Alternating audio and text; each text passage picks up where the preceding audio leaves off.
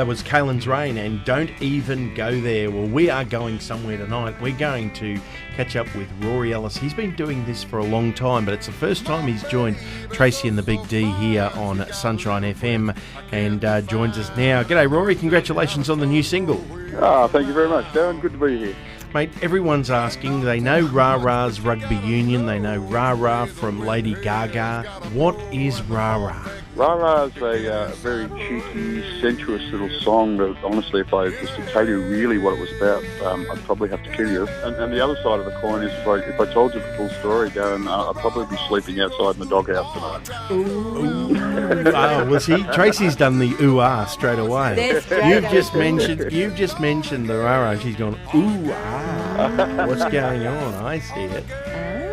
Good on you, Tracy. If you look up Rah Rah dancing on the old YouTube or whatever you do, there's some very interesting ones there. I'm like, Darren's been trying to do some of them.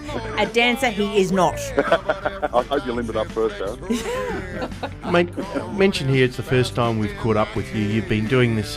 You've been doing this a long time. Yes. Very big in Europe. You spent a lot of your time in Great Britain and England. How did all that happen? That literally started back in the year 2004. A manager at the time that I was working with, Caroline Moore, I asked her, what do you think about going to the UK? And she said, look, that'd be wonderful. She was touring a fella out here who's a punk rock poet of all things, by the name of Attila the Stockbroker. And we hooked up and did a little tour together. And then beyond that point, I rebooked a lot of stuff. Went back that very same year and did another, I think about 4 or 5 weeks it was. Every year after that, a couple, I've been back ever since and played at major festivals and art centres and venues all over the UK. So shoestring stuff, Darren. So what's the opinion of Australian country music in Great Britain? I think, Australian country music in Britain is relatively unknown. I guess I come from the perspective of more Americana style of music or alternative country, however you want to brand that. They're very familiar with that style. Australian country music or traditional Australian country music is widely unknown in the UK. But having some stories about Australia, because there's a great interest in Australia in Great Britain, obviously due to our history, they still call me an Antipodean when I'm over there. Having some stories from down home Australia as such and suburban Australia and country Australia tends to spark quite a deal of interest. Do you ever get asked if you live in Ramsay Street? Plenty of times.